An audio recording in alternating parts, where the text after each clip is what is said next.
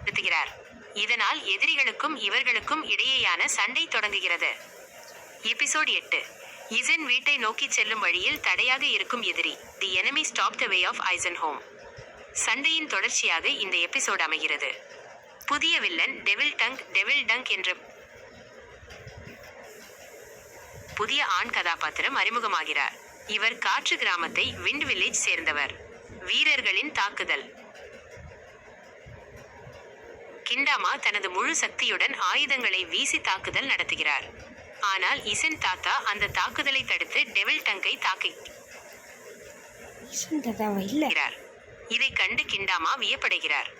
ஜின்சென் wind rush என்ற கலையை பயன்படுத்துகிறார். அனிமா மற்றும் ஜின்சென் இணைந்து தண்டர்பால் மூலம் டெவில் டங்கை தாக்கி காயப்படுத்துகிறார்கள். மாணவர்கள்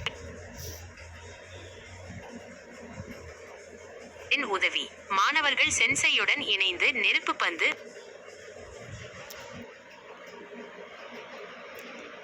ஃபயர்பால் தாக்குதலை நடத்துகிறார்கள். வரைபடங்கள் டிராயிங்ஸ்.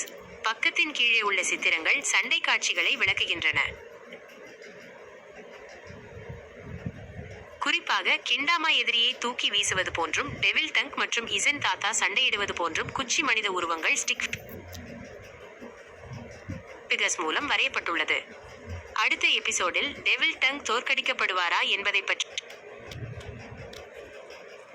தெரிந்து கொள்ள ஆர்வமாக இருக்கிறீர்களா?